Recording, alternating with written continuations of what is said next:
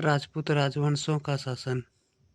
हर्षवर्धन की मृत्यु के बाद उत्तर पश्चिम भारत में राजपूतों के छोटे छोटे राज्यों का उदय हुआ। ये 1000 वर्षों तक शासन किए।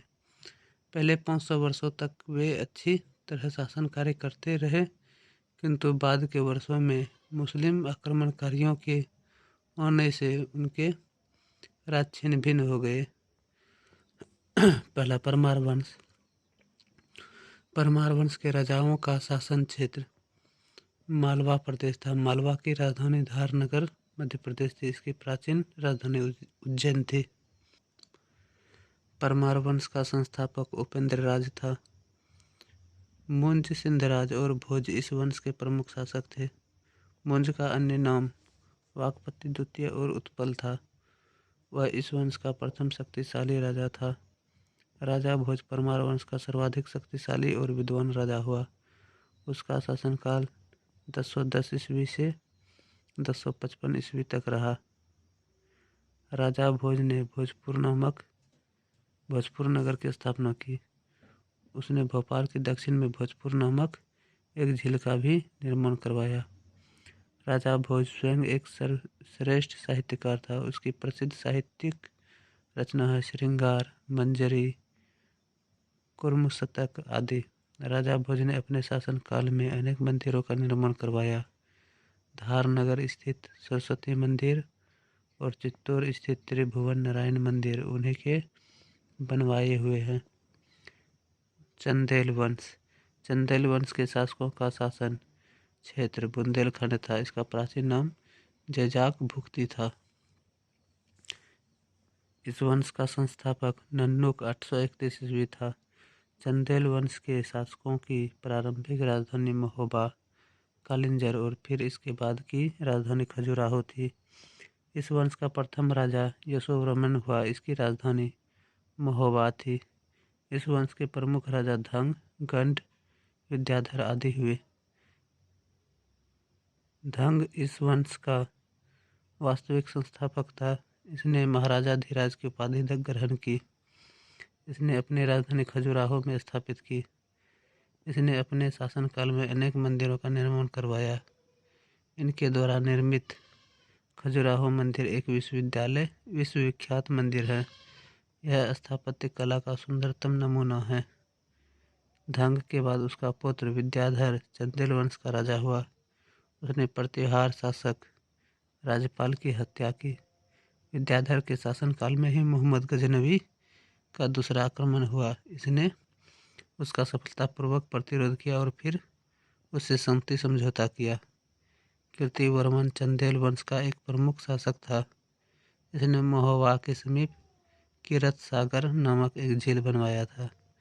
चंदेल वंश का अंतिम शासक परमल अथवा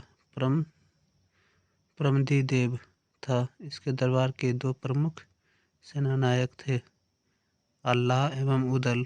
इन्होंने पृथ्वीराज चौहान के साथ हुए युद्ध में अपनी जान गंवा दी। गुज्जर प्रतिहार वंश। प्रतिहार वंश का संस्थापक नागभट्ट प्रथम था। वह मालवा का शासक था। इस वंश के प्रमुख शासक थे वत्सराज, नागभट्ट द्वितीय, मिहिरभोज, महेंद्रपाल, महीपाल, राज्यपाल इत्यादि। इस वंश का सर्वाधिक शक्तिशाली और प्रतापी राजा मिहिरभोज था। इसकी राजधानी कन्नौज थी। इसने आदि बरहा की उपाधि धारण की थी। प्रतिहार वंश का अंतिम शासक यशपाल था। प्रतिहार वंश के शासक मुस्लिम आक्रमणकारियों को लगभग 300 वर्षों तक रोके रखा। गहरवाल वंश। गहरवाल वंश को राठौर वंश के नाम से भी जाना जाता है। राठौर वंश का संस्थापक यशोविग्रह था। चंद्रदेव इस वंश का प्रथम स्वतंत्र शासक हुआ। इस वंश का सर्वाधिक शक्तिशाली राजा गोविंद चंद था।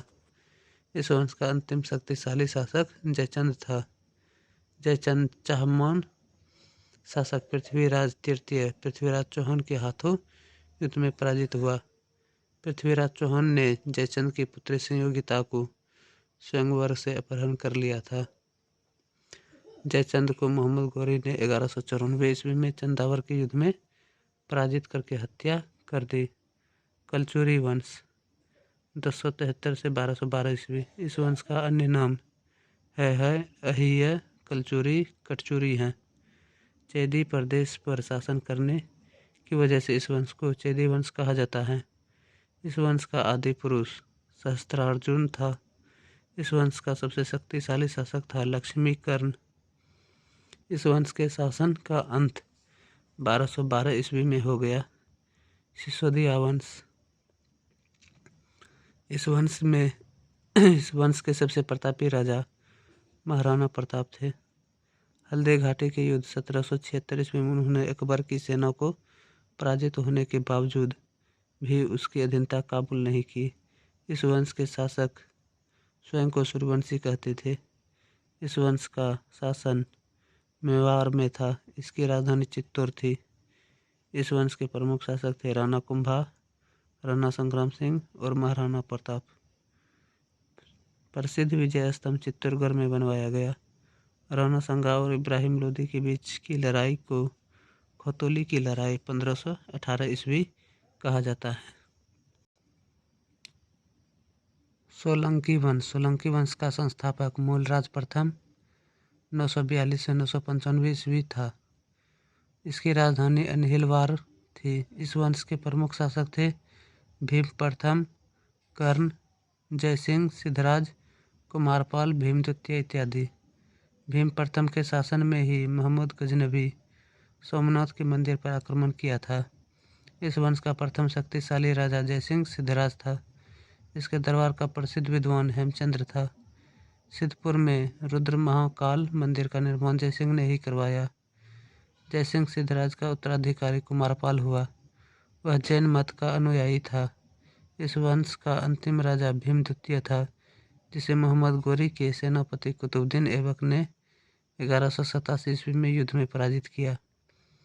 भीम प्रथम के एक सामंत माउंट आबू पर्वत पर निर्मित दिलवारा का प्रसिद्ध जैन मंदिर स्थापत्य कला का एक सुंदर नमूना पेश करता है।